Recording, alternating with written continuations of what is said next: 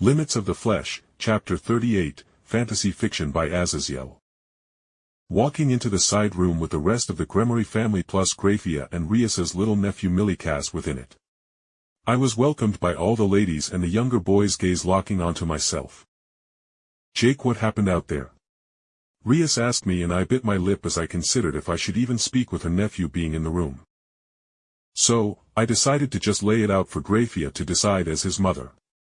"Grayfia, there has been a bit of an incident or health complications with Lord Gremory. May I speak, or would you prefer your son not hear of it?" I asked, as I didn't want to unduly stress the kid if he wasn't ready for such a thing. Grayfia looked at her son for a moment, and Millicas met her stare with a silent plea to not be dismissed or something, and Grayfia took a deep breath. Perhaps my son has grown up a bit and deserves to hear some more adult matters. "Speak freely, Jake, my son is strong." With her blessing, I sat down between Rias and Aquino as I began to explain Zeoticus's health concerns, as the man himself walked into the room silently and stood beside his wife, who took his hand while I spoke. Zeoticus Gremory's health issues stems from two conflictions. The devil's sleeping sickness, which is actually a soul-based sickness, so I cannot so easily interact with it. And I can interact and see within all matters to do with the flesh, and can effortlessly even give people and even basic animals magical bloodlines. I said helplessly to the devil's sickness part. The other issue was that someone or some other force has found out about his coming sleeping sickness before you guys even did, and had moved to somehow poison Zeoticus with a very slow-acting toxin that I am unaware of what the toxin is or how it got there other than in his food. Grayfia frowned, and her words came out as a drawl, as she almost seemed to chew on the words. "You are saying he orally ingested the toxic tablets? Then that means one of the maids here, or even one of Zeoticus's harem members, were likely the one to poison him." At Grayfia's words, Venelana's eyes sharpened, and knowing how she ruled over Zeoticus's harem with an iron fist, I felt a bit bad for however she was going to be clearing such harem members of wrongdoings. "Yes, from what I gathered, the toxic tablets were somewhat of a kind of a tiny, dehydrated tablet that would expand when given access to Zeoticus's stomach acid, which began the very process for the toxins to spread throughout him. Which could be why any magical spells didn't so easily pick up the toxic tablets within him.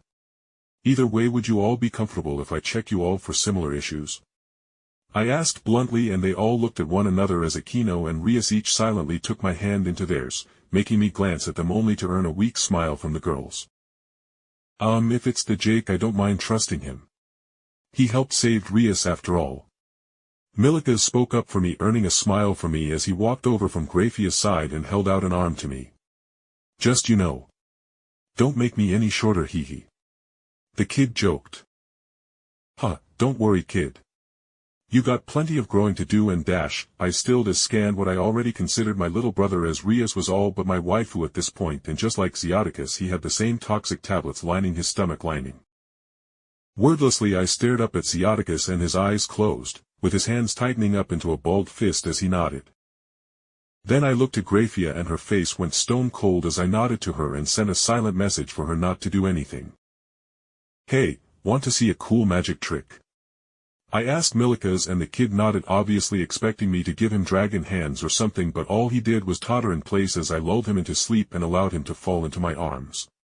Then I put the young boy into Rias's lap, as brushed my hands over my face and looked up to the stony-looking silent adult sitting across from me. I knocked him unconscious. I considered it for the best he didn't know he had more toxins in him than even Zeoticus. I said as I pulled up the kid's shirt, and as I held his wrist so that way the fleshly skin-covered marbles containing the toxins could fall out of his chest and into a tea-set platter thing.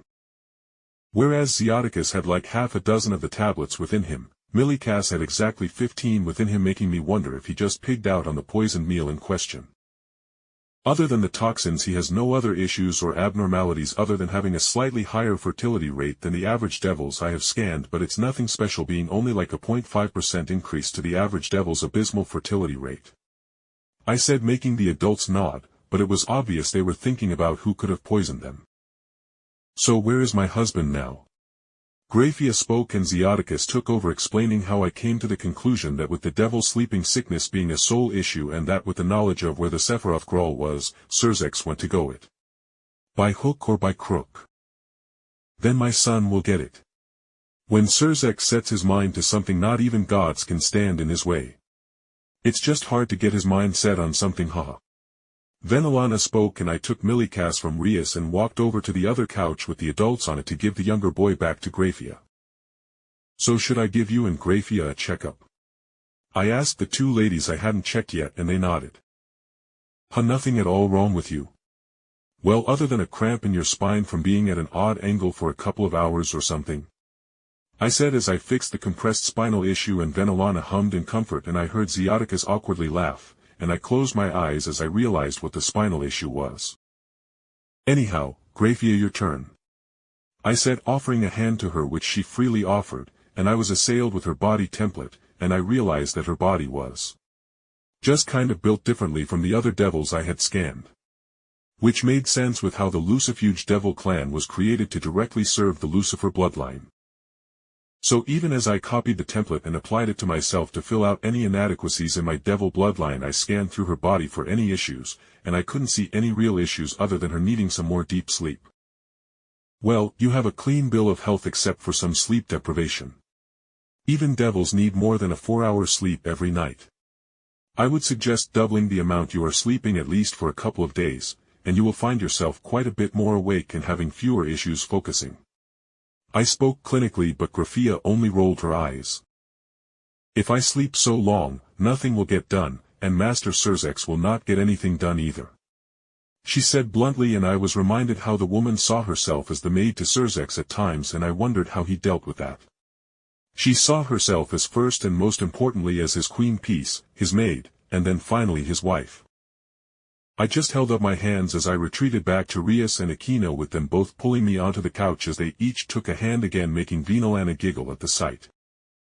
Thus, we all sat in a mostly companionable silence, with occasionally Venelana bringing me and the girls into the conversation as I integrated into the Gremory family until Surzek came into the room with an unconscious blonde woman in his arms. That's Valerie? I asked, walking over to Surzek as she placed the young woman that only had a sheet covering her onto a couch. As I looked at Valerie, I could see just with my own bare eyes that she was a mess. Malnutrition in the human sense as well as probably the vampire one. Her skin was sallow and sunken in, with her body having little muscular or fat reservoirs. Let me see what we can do, I muttered as Surzek moved aside from me silently as he quickly walked over to his son, seeing him unconscious, and another tray filled the flesh pellets, which meant other members of his family were harmed. I held a hand to Valerie's cheek as I looked into her dull eyes, and I froze as I found something I had never seen before internally. Whereas the people I had scanned with sacred gears had them within their bodies attached to their souls, but Valerie, she literally didn't have a soul. She didn't have that void of metaphysical space within the body that I couldn't interact with. It was just the weird stack of 3 holy grails within her that was floating in her still living meat suit. Valerie was gone in every shape of the word.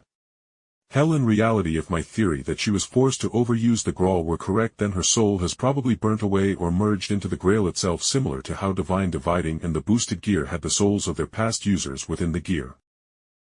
So, I had no way of fixing her, as she was a vegetable with her brain working at such a low speed and frequency that I had no doubt that she was only a couple steps away from being declared medically brain dead. It seemed like Marius or whoever did this to her had burnt away her will and only allowed what remained of her mind to register what seemed like pre-made statements and orders for her to follow. Well, this sucks.